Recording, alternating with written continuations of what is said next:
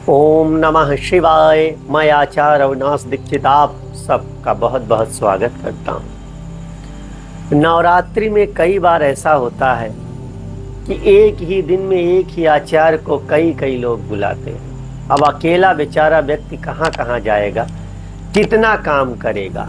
तो मान लीजिए आपको कोई आचार्य न मिले, आप हवन करना चाहते हैं माता दुर्गा का, तो किस प्रकार हवन करेंगे इसे बहुत ध्यान देकर सुने। सर्वप्रथम आप हवन सामग्री तैयार कर लेंगे। हवन सामग्री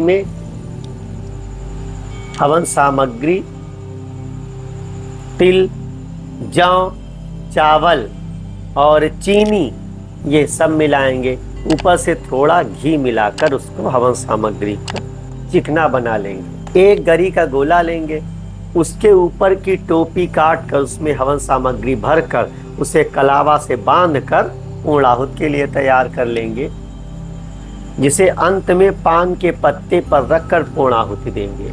ये हवन सामग्री आपकी तैयार हो गई।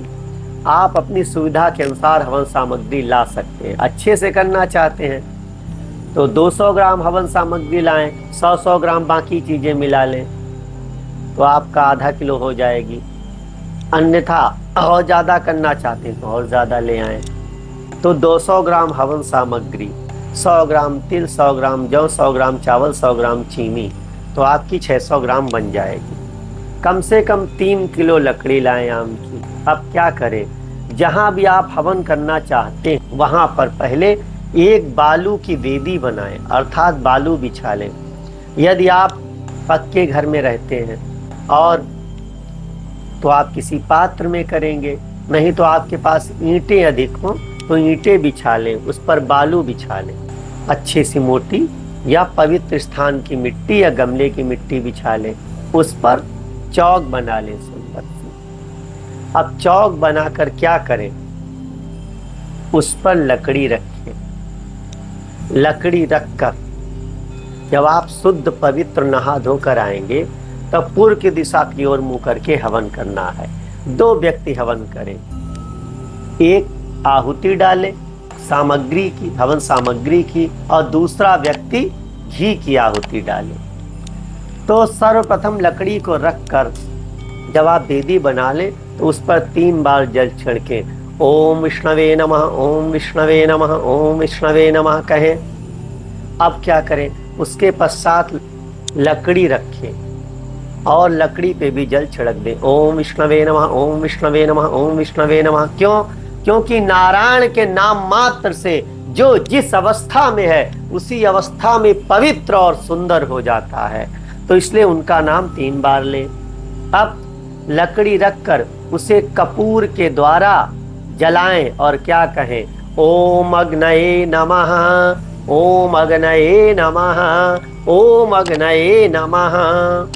उसके पश्चात एक कटोरी में घी रखे, एक में जल। अब घी की आहुति शुआ से देनी है, तो हवन सामग्री की आहुति हाथ से। तो क्या करेंगे, सबसे पहले किसको आहुति देंगे, तो सबसे पहले आहुतियां अग्निदेव को देंगे। तो इस प्रकार से आपको देनी है, मृगी मुद्रा से। ये मृगी हिरनी के कान हुए, ये उसका मुख हुआ। हवन सामग्री उठाई, स्वाहा, अर्थात मृगी का मुख हवन कुंड में खुले या हवन अग्नि में खुलना चाहिए। और आहुति सदा जलती अग्नि में दे, बुझी हुई अग्नि में आहुति देने का कोई लाभ नहीं होता, ये सभी पुराणों में बताया गया है। तो आहुति हमेशा जलती अग्नि में दे, अच्छे से जब अग्नि जल रही हो, यदि धुआं होने लगे तो पुनः अच्छे से जलाएं उसे। तो सर्वप्रथम क्या करेंगे, ओम अग्नये स्वाहा इदम अग्नये नमः। तो सामग्री की आहुति देने वाला ऐसे छोड़ेगा और घी की आहुति देने वाला थोड़ा सा घी स्वाहा, फिर बाकी कस्तूरबा का घी जल में प्रोक्षण कर देगा, छिड़क देगा।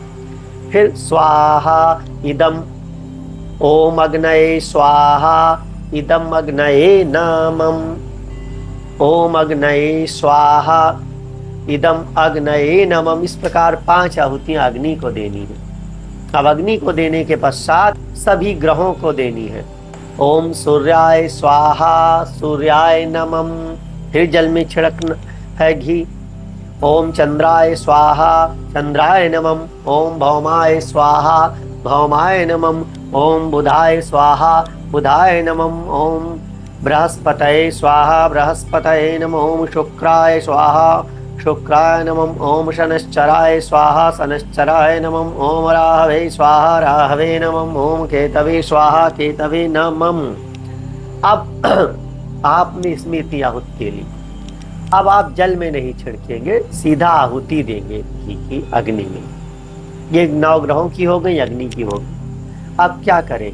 दुर्गा सप्तशती के हर अध्याय के पहले जो देवी की स्तुति दी गई है उसको पढ़े और उसके बाद बोले ओम दुंग दुर्गाय नमः स्वाहा, ओम दुंग दुर्गाय नमः स्वाहा।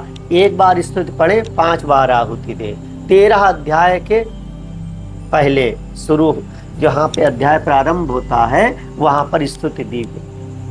अब इसके पश्चात देवी के बीज मंत्र की 108 आहुतियां दें। बीज मंत्र कौन सा है? ओम ऐं ह्रीं क्लीं चामुंडाय विच्चे, ओम ऐं ह्रीं क्लीं चामुंडाय विच्चे। ये दुर्गा सप्तशती में दिया हुआ है। ओम ऐं ह्रीं क्लीं चामुंडाय विच्चे। इस मंत्र की 108 आहुतियां दें। अब उसके पश्चात देवी सूक्त नमो दिव्याय महादिव्याय शिवाय सततम नमः, नमः भृगत्ताय भद्राय नियताः प्रणताः स्मताम्, ओम दुं दुर्गाय नमः स्वाहा। ऐसे देवी सूक्त के सारे श्लोक पढ़ना है और बाद में ओम दुं दुर्गाय नमः स्वाहा कहकर आहुतियां देनी है। इस प्रकार इतनी आहुतियां आपने दे दी। बाकी आप सप्तशती में दिए गए सभी श्लोकों में जो भी श्लोक आपको ज्यादा पसंद हो, जिसका पाठ आप करते हो, उसकी आहुति दे सकते हैं। तो इस प्रकार से आप नवरात्र में स्वयं हवन कर सकते हैं। अंत में क्या करेंगे? पान के पत्ते पर जब हवन सामग्री बहुत थोड़ी सी बच जाए उसे रखेंगे, हाथ में नारियल का गोला लेंगे और इस प्रकार से पूर्णाहुति देंगे। ऐसे पूर्णाहुति प्रदान करेंगे। ओम दुम दुर्गाय नमः स्वाहा पूर्ण आहुति। और घी, जो बचा हुआ घी है कटोरी का, पात्र का घी, वो पूरा नारियल के ऊपर छोड़ देंगे और अग्निदेव को, माता को प्रणाम करेंगे। तो इस प्रकार आप स्वयं से हवन कर सकते हैं। क्योंकि इसमें बहुत से संस्कृत के श्लोकों का समावेश है, तो सबसे सरल उत्तम विधि यही समझ में आई है, जिससे आप सरलता से कर सकते हैं। नहीं तो विधि बहुत बड़ी है, आप लोग कर नहीं पाएंगे, क्योंकि उसके लिए फिर आचार्य की ही आवश्यकता होती है। तो इस प्रकार सरल विधि से नवरात्र में अपना हवन कर सकते हैं। तो इतनी आहुतियां तो आपको देनी ही है। बाकी आपको पता है कि दुर्गा सप्तशती का प्रत्येक श्लोक एक मंत्र के समान है। हर श्लोक को पढ़कर आप आहुति दे सकते हैं। अन्यथा माता के अनेक नामों की आहुति दे सकते हैं, उसमें कोई रोक टोक नहीं, कोई बुरा नहीं है। ठीक है, तो इस प्रकार से आप आहुतियां दे सकते हैं। नवरात्र में हवन को पूर्ण कर सकते हैं बिना किसी आचार्य के, और माता को प्रणाम कर सकते हैं। और हवन करने के पश्चात हरे नारियल की बलि अवश्य दें।